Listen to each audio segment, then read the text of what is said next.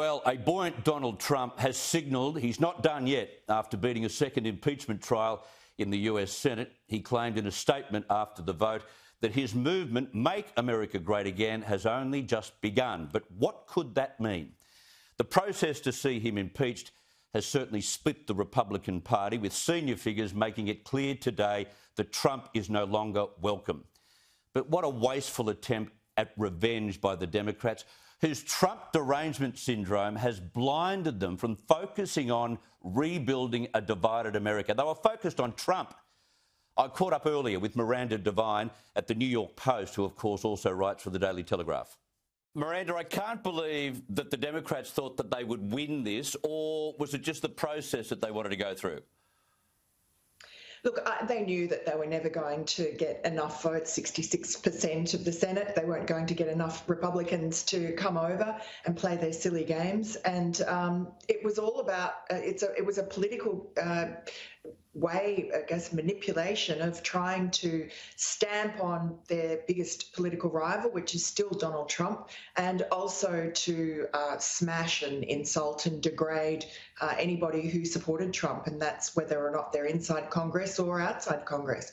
Their plan was to make him as toxic as possible, and so the entire trial in the Senate was just an exercise in Trump derangement syndrome. And look, they did it very well. They had lots of damning videos which they dishonestly manipulated and spliced. They were shown up by Trump's lawyers as having doctored tweets and, deceptively edited videos. It was really a shabby exercise, very skillfully put together, I have to say. And, Trump's lawyers, though, even though they only had, I think, 8 days, they said, to prepare the case, they did a really good job, and they got completely pilloried, smeared, mocked, derided. One of the lawyers, Bruce Castor, described it as being under siege. And it's really shocking that in America you can't, these are not partisan lawyers, they're just guns for hire like any lawyer.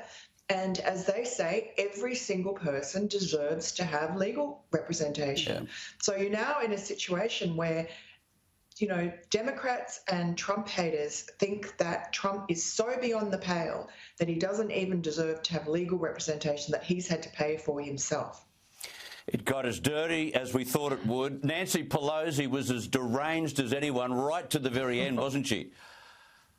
She was unbelievable today. Her House impeachment managers, the lawyers who ran a pretty dodgy operation, they're having a press conference afterwards, patting themselves on the back for having lost, worked that out. And Nancy comes bursting in, uninvited, with a mask, and starts just berating and venting her spleen. And that's everybody off the hook. Oh, these cowardly senators who couldn't face up to what the president did and what was at stake for our country are now going to have a chance to give a little slap on the wrist. We censure people for using stationery. She called them Republican cowards.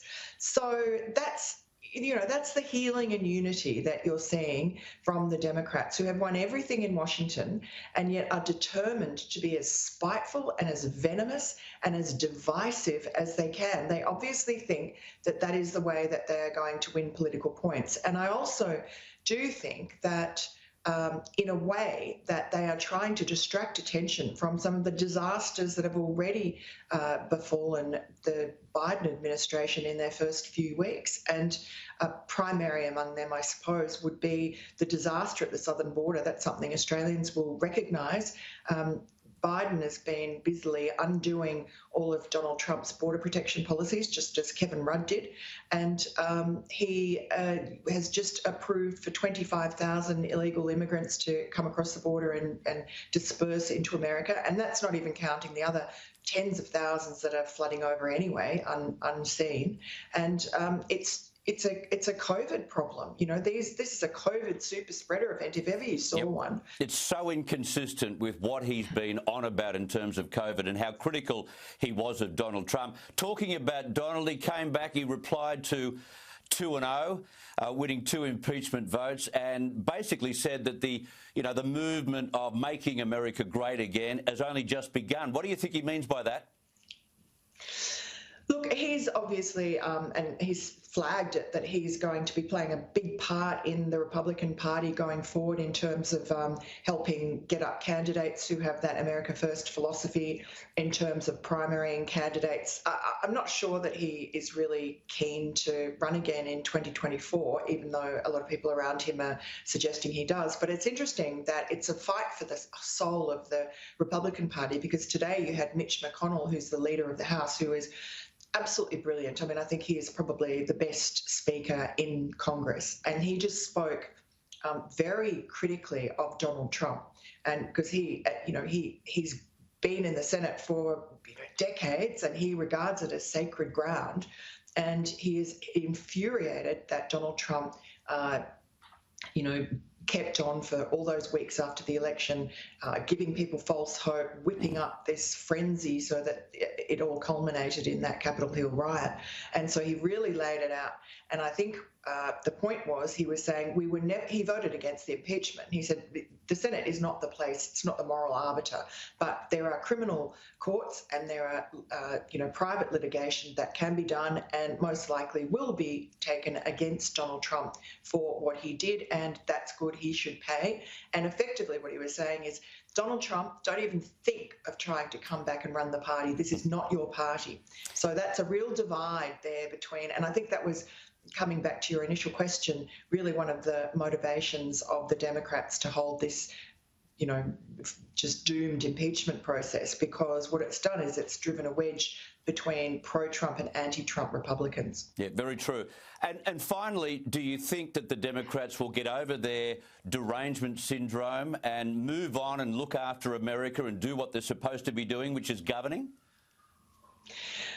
Look, Trump derangement syndrome is in their DNA, and I think that they'll try and find any which way to make it keep happening. But it's also very useful for them because it covers up their utter incompetence. And, you've seen so far in terms of opening schools, Joe Biden said that was going to be his priority.